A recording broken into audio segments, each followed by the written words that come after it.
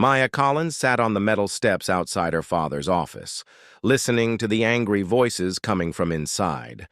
She pressed her ear against the cold door and heard words that made her stomach feel sick. The tall lizard people, called Zephyrians, were talking about taking a human child away from the colony. They wanted someone young to teach their ways to, someone who could learn their language and customs. Her father, Jake Collins, was the commander of this mining colony on a planet far from Earth. The humans and Zephyrians had been working together here for 3 years, digging valuable crystals from the ground. But Maya could tell something was wrong. The lizard people had been acting strange lately. They stood taller and spoke in harder voices. They looked at humans like they were bugs. Maya was 12 years old and had lived on this colony her whole life. Her mother died when she was little, so it was just her and her father. Jake taught her how to fix machines and read star maps.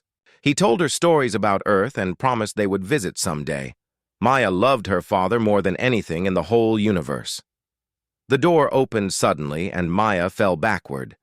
3 Zephyrians walked out, their scales shining under the bright lights. The tallest one had golden patterns on his neck that meant he was important. His yellow eyes looked down at Maya like she was something interesting he found on the ground. "This is the child," the tall Zephyrian said to her father. His voice sounded like rocks grinding together. "She will come with us." Jake stepped out of his office. His face was white and his hands were shaking. Maya had never seen her father look scared before. He was always strong and brave. He could fix anything and solve any problem. But now he looked like a little boy. "Maya, go to your room," Jake said quietly. "But Dad, what's happening?" Maya asked. The tall Zephyrian kept staring at her with those cold yellow eyes. "Now, Maya, please." Maya ran to her small room in their living quarters. She climbed onto her bed and hugged her stuffed bear. It was old and worn from when she was little. She pressed her face into its soft fur and tried not to cry. Through the thin walls, she could hear her father talking to the Zephyrians. Their voices got louder and angrier. Later that night, Jake came to her room. He sat on the edge of her bed and put his hand on her shoulder. His eyes were red and wet. "Maya, I need to tell you something very important," he said. "The Zephyrians want peace between our people. But they need a human child to live with them and learn their ways. They think this will help us understand each other better." "But why me, Dad? There are other kids here." Jake looked away. "They asked for you specifically. They know you're smart and can learn quickly. They think you would be the best choice." Maya felt cold inside. "You said no, right? You told them I can't go." Her father was quiet for a long time. When he looked at her again, Maya saw something in his eyes that scared her more than the Zephyrians. "If we say no, they will leave our colony. They will take all their ships and workers. But, worse than that, they might decide humans can't be trusted. They might start a war. But Dad, Maya, listen to me. Millions of people could die if there's a war between humans and Zephyrians. Their ships are bigger and stronger than ours. They have weapons we can't fight against. If I say no to them, all those people might die because of my choice." Maya felt like the air was being sucked out of the room. "You're going to let them take me." Jake pulled her close and held her tight. She could feel his tears falling on her hair. "I'm so sorry, Maya. I wish there was another way." "But if you go with them, you might save everyone. You're braver and smarter than you know. You can do this." "I don't want to be brave," Maya cried. "I want to stay with you." I know. But sometimes we have to do things we don't want to do. Sometimes being brave means being scared but doing the right thing anyway." The next morning, Maya packed her few belongings into a small bag. Her stuffed bear, some clothes, a picture of her and her father, and a small music box her mother had given her. The Zephyrian ship was huge and dark, sitting in the middle of the colony like a sleeping monster. Jake walked with her to the ship. Other colonists watched from their windows and doorways. Some of them were crying. Maya felt angry at them for watching her get taken away. The tall Zephyrian was waiting at the ship's entrance. "The child will be treated well," he told Jake. "She will learn our ways and become a bridge between our species." Maya looked up at her father one last time. She wanted to remember his face forever. "I hate you," she whispered. "I hate you for giving me away." Jake's face crumpled like paper. "I love you, Maya, more than you'll ever know. Be strong. Be smart. Come back to me." The Zephyrian placed a cold, scaly hand on Maya's shoulder and guided her into the ship. The metal door closed behind her with a sound like thunder. Through a small window, she watched her father get smaller and smaller as the ship lifted into the sky. Maya was alone, among aliens, flying toward a world she had never seen. Her father had given her away to creatures who thought humans were less than them. But something hard and angry was growing in her chest. She would not let them break her. She would learn everything about them. And someday, somehow, she would make them pay for taking her away from the only person who ever loved her. 3 years had passed since Maya last saw her father's face. She was 15 now, taller and thinner than before. Her hair had grown long and she kept it braided the way the Zephyrian females did. But her eyes still held the same anger that had burned in her chest the day she left home. The Zephyrian capital city stretched as far as Maya could see. Tall black towers reached toward the purple sky, and flying vehicles moved between them like metal insects. Everything was clean and ordered and cold. The Zephyrians liked things to be perfect and the same. They did not like surprises or changes. Maya lived in the house of High Commander Vexitar, the same tall Zephyrian who had taken her from her father.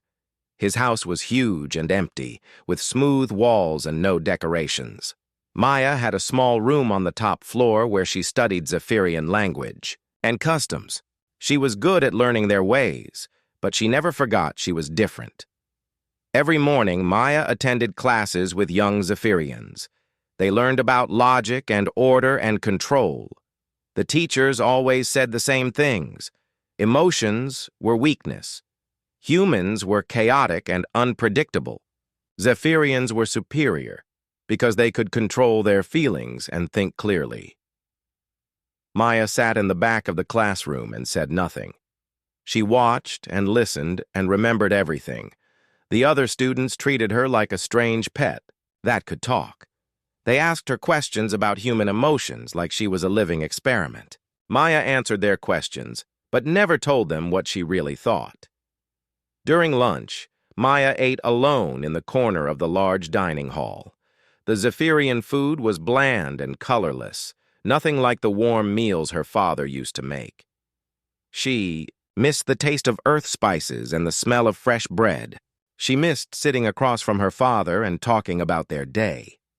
One afternoon, as Maya walked through the city with her guard escort, she saw something that made her heart jump. A human woman was being led in chains toward a research building. The woman had dark skin and short gray hair. Her clothes were torn and dirty, but she walked with her head high. "Who is that?" Maya asked her guard. "A human scientist we captured during a border dispute," the guard replied. "She will be useful for our biological research." Maya felt sick. She knew what Zephyrian research meant. They would study the woman like she was an animal. They would cut her open to see how human bodies worked. They would keep her alive just long enough to learn what they wanted to know. That night, Maya could not sleep. She kept thinking about the human woman and wondering if she had family somewhere who missed her. Maya decided she had to do something, even if it was dangerous. The research building was heavily guarded, but Maya had learned to move quietly through the city. She had studied the guard patterns and knew when they changed shifts. She waited until the darkest part of the night and slipped out of Vextar's house. Getting into the building was easier than Maya expected. The Zephyrians never thought a human child would try to break into one of their most secure facilities. They were too confident in their superiority to imagine such a thing.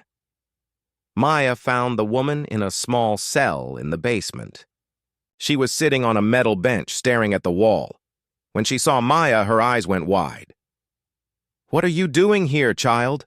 the woman whispered. "I'm here to help you," Maya said. "My name is Maya Collins. I'm Dr. Elena Rodriguez, but you shouldn't be here. If they catch you, they won't catch me. I know how they think. They're predictable." Elena looked surprised. Predictable? The Zephyrians pride themselves on being logical and superior. "That's exactly why they're predictable," Maya said. "They always do what makes the most logical sense. They never take risks or try new things. They can't imagine that someone like me would be smart enough to outsmart them." Maya had brought tools she had stolen from Vextar's workshop.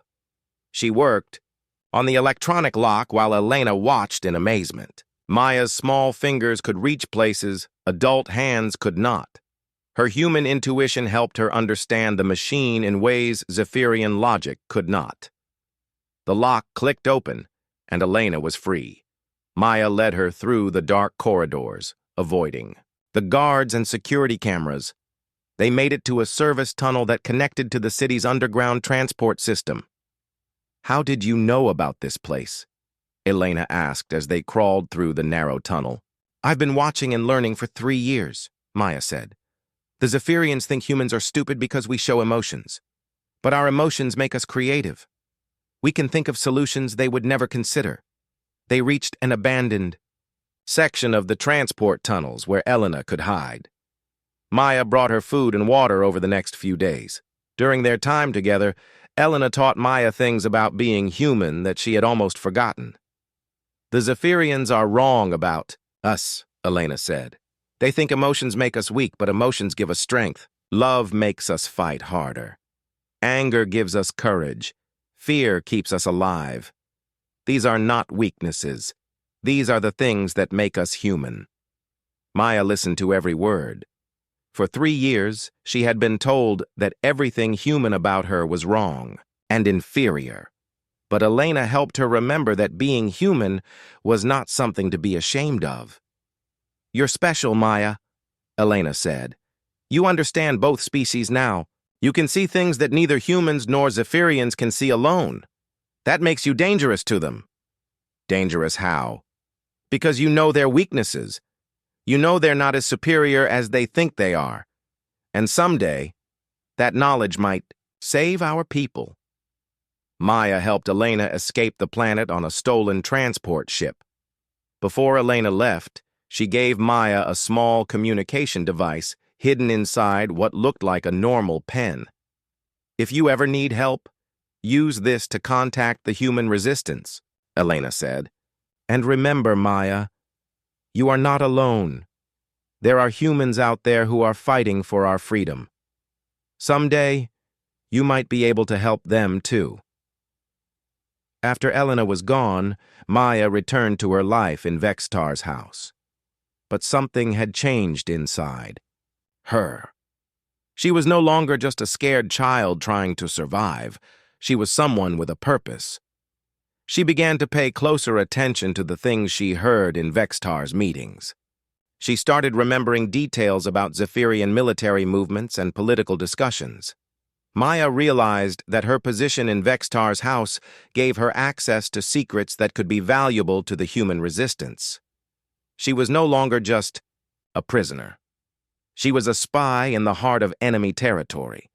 And for the first time since her father gave her away, Maya felt like she had power. Maya was 18 now and had grown into a young woman who could speak Zephyrian better than most natives. She walked through the halls of the High Command building with confidence, carrying data tablets and reports. To everyone around her, she looked like the perfect example of successful human integration into Zephyrian society. But inside, Maya was always watching and listening. Every conversation, every meeting, every casual comment was stored in her memory. She had learned to keep her face blank and emotionless like the Zephyrians, but her human mind was always working, always analyzing, always planning. The breakthrough came during a routine strategic planning meeting. Maya sat in the corner of the room, supposedly there to take notes and provide cultural insights about human behavior. The high-ranking Zephyrians barely noticed her anymore. She had become part of the furniture, invisible and harmless. General Kexmore stood at the front of the room, pointing at a large star map displayed on the wall. Maya recognized the systems he was indicating. They were human colonies, including the mining world where her father still lived. "The human ceasefire has given us exactly what we needed," the general said. 3 years to build our invasion fleet in secret. Our shipyards have produced twice as many warships as the humans know about. When we attack, it will be over quickly. Maya felt her blood turn to ice. She kept her expression neutral and continued taking notes, but inside she was screaming. The peace treaty that her father had sacrificed her for was nothing but a lie. The Zephyrians had never intended to honor it. They had used the 3 years of peace to prepare for war. "What about the human child?" another officer asked, glancing at Maya. "She has been useful for understanding human psychology, but she knows too much about our operations now." General Kexmore looked at Maya like she was a broken tool that needed to be thrown away. "She will be disposed of before the invasion begins. We cannot risk her warning the humans." Maya continued writing in her notebook as if she had not heard them discussing her death. But her hand was shaking slightly, and she hoped no one would notice. She had learned to hide her emotions, but hearing about her own execution was harder to ignore than most things. After the meeting ended, Maya walked calmly back to her quarters. But as soon as the door closed behind her, she collapsed on her bed and allowed herself to feel the terror and rage that had been building inside her. For 6 years, she had survived by being useful to the Zephyrians. Now they were planning to kill her and invade every human world she had ever known. That night, Maya used the communication device Elena had given her years ago. She had saved it for an emergency, and this was certainly that. She sent a coded message to the Human Resistance Network, requesting immediate contact. The response came within hours. A voice she did not recognize spoke through the tiny device, asking for her identity and location. Maya explained who she was and where she had been for the past 6 years. The voice on the other end was silent for a long time. "Maya Collins," the voice finally said. "We know about you. Your father Jake has been searching for you since the day you were taken. He joined the resistance 2 years ago and has been working to find a way to rescue you." Maya felt tears running down her face. Her father had not forgotten her. He had been trying to find her all this time. But there was no time for reunion now. The invasion fleet would launch in less than 2 months. "I have information about a Zephyrian invasion," Maya said. "They've been building ships in secret during the ceasefire. They're going to attack all the human colonies." The voice became urgent. "Tell us everything you know. Every detail could save lives." Maya spent the next hour describing everything she had learned. Ship numbers, attack plans, target systems, weapon capabilities. She had absorbed more intelligence during her time in the High Command than any human spy could have gathered in years of dangerous missions. "This information is incredible," the voice said. "But we need proof. The Human Defense Council won't believe this just from a verbal report. They'll need documentation." Maya knew what she had to do. She would have to steal classified military files from the most secure computer systems in the Zephyrian Empire. It was probably impossible, and if she was caught, she would be executed immediately. But if she did nothing, millions of humans would die when the invasion began. Over the next week, Maya began her most dangerous mission. She used her access to different parts of the High Command building to map out security systems and guard rotations. She identified which computers contained the files she needed and when they would be least protected. The Zephyrians had one major weakness that Maya had noticed over the years. They were so confident in their logical superiority that they could not imagine a human outsmarting them. Their security was designed to keep out other Zephyrians who might want to steal military secrets. They had never considered that a human girl might be capable of espionage. Maya chose a night when most of the senior officers were attending a formal ceremony. The building would be less crowded, and the guards would be more relaxed. She waited until the middle of the night shift, when the guards were tired and bored. Moving through the building was terrifying but surprisingly easy. Maya had spent years learning to walk silently and stay in shadows. She had memorized every corridor and service passage. More importantly, she understood Zephyrian psychology well enough to predict how the guards would behave. The computer terminal she needed was in General Kexmore's private office. Maya had been in that office dozens of times, taking notes during meetings. She knew the layout perfectly, but she had never tried to access the computer before. Getting past the electronic lock took longer than Maya expected. Her human intuition and creativity helped her think of solutions the Zephyrian programmers had never considered. When the door finally opened, Maya felt a moment of triumph. She was actually doing this. The computer files contained everything she needed. Detailed invasion plans, fleet compositions, target lists, timeline schedules. Maya copied everything onto a small data storage device Elena had given her years ago. The files would prove to the Human Defense Council that the invasion was real and imminent. As Maya prepared to leave, she heard footsteps in the corridor outside. Someone was coming toward the office. Maya quickly shut down the computer and looked for a place to hide. But the office was too open and the footsteps were getting closer. The door opened and High Commander Vextar walked in. He stopped when he saw Maya standing next to his desk with the data storage device still in her hand. For a moment, neither of them moved. "What are you doing here, human child?"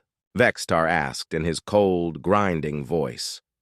Maya looked up at the creature who had taken her from her father 6 years ago. She was no longer the scared little girl who had cried when the ship door closed. She was someone new, someone who had learned to be fearless. "I'm saving my people," Maya said, "just like you taught me to do." Vextar stared at Maya for what felt like forever. His yellow eyes studied her face, looking for signs of fear or weakness. But Maya had learned to control her expressions just as well as any Zephyrian. She stood perfectly still and kept her breathing steady. "You think you can save your pathetic species?" Vextar said. "You are one small human child among billions of superior Zephyrians. What could you possibly do?" Maya smiled for the first time in years. It was not a happy smile. It was the kind of smile that meant someone was about to discover they had made a terrible mistake. "You taught me to think like a Zephyrian," Maya said, "but I'm still human inside. That makes me dangerous in ways you can't understand." Before Vextar could react, Maya threw the data storage device as hard as she could at the office window. The glass shattered, and the device fell toward the courtyard below, where Maya's resistance contact was waiting to retrieve it. Vextar lunged toward the broken window, but he was too late. "Guards!" Vextar shouted. "Seize the human!" 2 Zephyrian soldiers rushed into the office and grabbed Maya's arms. She did not struggle or try to escape. She had accomplished what she came to do. The invasion plans were now in the hands of the human resistance, but Maya's mission was far from over. As the guards dragged her toward the detention levels, she activated a small device hidden in her sleeve. It was another gift from Elena, designed to disrupt Zephyrian communication systems. The device would only work for a few minutes, but that would be enough. While the Zephyrian commanders were trying to figure out why their communication networks had failed, Maya was sending coded messages to human agents throughout the city. She had spent months identifying other humans who were ready to fight back. Now it was time to put her network into action. The first sabotage happened at the main power station. A human maintenance worker named Dan Murphy had been waiting for Maya's signal for weeks. He knew exactly which systems to damage to cause maximum disruption. When the power failed, half the city went dark. The second attack hit the transportation network. Lisa Huang, a human engineer who had been forced to work on Zephyrian vehicles, activated hidden programs she had installed in the traffic control system. Flying cars crashed into buildings and transport trains derailed throughout the capital. The third sabotage was the most important. Dr. Carlos Mendez, a human scientist who had been captured months earlier, released a computer virus into the military network. The virus was designed to corrupt navigation data and weapons targeting systems. It would make the invasion fleet's computers unreliable and dangerous to use. Maya watched from her prison cell as the city burned outside her window. Emergency sirens wailed and Zephyrian security forces rushed through the streets, trying to restore order. But every time they fixed one problem, two more appeared somewhere else. The beauty of Maya's plan was that it used the Zephyrians' greatest strength against them. They were logical and organized and efficient, but when their systems were disrupted, they did not know how to adapt. They followed protocols and procedures instead of thinking creatively about solutions. Humans, on the other hand, were naturally chaotic and unpredictable. When their plans failed, they improvised. When their systems broke down, they found new ways to accomplish their goals. Maya had turned human chaos into a weapon that could defeat Zephyrian order. For 3 days, the sabotage continued. Maya's network of human agents caused problems faster than the Zephyrians could solve them. Food distribution centers were contaminated. Fuel depots exploded. Computer networks crashed repeatedly. The invasion fleet's launch date had to be delayed while engineers tried to repair the damage. But Maya knew the delays would not last forever. Eventually, the Zephyrians would restore their systems and launch their attack. She needed to do more than just slow them down. She needed to give the human colonies enough information to defend themselves. That was when Maya made contact with the most important person in her network. Commander Ryan Price was a human prisoner who had been captured during a border skirmish 2 years earlier. The Zephyrians kept him alive because he had valuable knowledge about human military tactics. They did not know that he had been secretly building a resistance cell inside their most secure prison. Maya sent Ryan detailed information about the invasion plans, including which human colonies would be attacked first and what kinds of weapons the Zephyrians planned to use. Ryan passed this information to other human prisoners, who found ways to smuggle messages off the planet using hidden communication devices. The messages reached human space just as the invasion fleet finally launched. But instead of finding unprepared colonies, the Zephyrians discovered that human forces were waiting for them. The colonists had evacuated their families to safe locations and prepared defensive positions. Human warships that had been disguised as merchant vessels revealed their true nature and began attacking Zephyrian supply lines. Maya learned about the battles from intelligence reports that passed through Vextar's office. The Zephyrians were confused and angry. Their carefully planned invasion was falling apart because the humans seemed to know their every move in advance. "How are the humans getting our tactical information?" General Kexmore demanded during an emergency meeting. "Our communication security is perfect. There should be no way for them to intercept our orders." Maya sat in the corner of the room pretending to take notes while secretly enjoying the panic in the general's voice. The Zephyrians still had not figured out that their greatest enemy was sitting right in front of them. But Maya's success came with a price.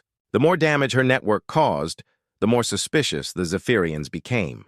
They began investigating every human in the city, looking for signs of resistance activity. Several of Maya's agents were captured and executed. Maya knew her time was running out. Soon, the Zephyrians would realize that she was the center of the resistance network. When that happened, they would kill her and hunt down everyone connected to her. She needed to escape before they discovered the truth. The opportunity came during a prisoner transport. Maya had convinced the Zephyrians that she needed to question human prisoners to help understand resistance tactics. During one of these transport missions, Maya's remaining agents staged an attack on the prison convoy. In the confusion of the battle, Maya escaped into the underground tunnels beneath the city. She had prepared hiding places and supply caches throughout the tunnel system over the past months. Now she could move freely through the city without being detected by Zephyrian security forces. From her hidden base, Maya continued to coordinate resistance activities and send intelligence to human forces.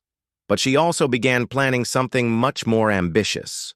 She was going to steal a Zephyrian stealth ship and return to human space with complete information about Zephyrian technology and military capabilities. It was the most dangerous plan she had ever attempted. But Maya was no longer afraid of danger. Her father had given her a way to save humanity from war. Now Maya was going to finish what her father had started, but in her own way. She was going to save humanity by bringing war to the Zephyrians. The Zephyrian stealth ship sat in the middle of the military spaceport like a sleeping predator. Maya watched it from the shadows of a maintenance building, studying the guard patterns and security systems. She had been planning this theft for weeks, waiting for the right moment to strike. The ship was called the Shadow Blade, and it was one of the most advanced vessels in the Zephyrian fleet. It could become invisible to most sensors and travel faster than any human ship. If Maya could steal it and reach human space, she could provide the resistance with technology that would change the war. But first, she had to get past 50 armed guards and a dozen security systems that could kill her instantly if she made a mistake. Maya smiled grimly as she checked her equipment one final time. After 6 years among the Zephyrians, this felt like the perfect way to say goodbye. Maya's plan relied on something the Zephyrians would never expect: pure human audacity. Instead of sneaking onto the ship like a spy, she was going to walk up to it like she belonged there. She had stolen a technician's uniform and forged identification papers. To the guards, she would look like just another maintenance worker doing routine repairs. The first part of the plan worked perfectly. Maya walked through the main gate of the spaceport with confidence, nodding to the guards like she had done. This 1,000 times before. Her forged papers passed inspection, and no one questioned why a human technician was working on the most classified ship in the fleet. Getting inside the Shadow Blade was more challenging. The ship's computer systems were designed to recognize only authorized Zephyrian personnel. But Maya had spent years learning how Zephyrian technology worked, and she understood its weaknesses better than most engineers. She connected a small device to the ship's main computer, a virus that Elena had designed years ago specifically for Zephyrian systems.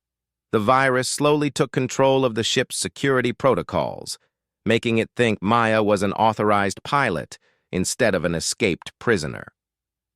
As the ship's systems came online, Maya felt a rush of excitement mixed with terror. She was actually doing this. She was stealing the most advanced warship in the Zephyrian fleet and planning to fly it across hostile space to reach human territory. The takeoff had to be perfect. If Maya made any mistakes or triggered any alarms, the entire Zephyrian fleet would hunt her down and destroy her before she could escape the system. She had studied the launch procedures for weeks, memorizing every step and every safety protocol. The Shadow Blade lifted off the landing pad with almost no sound.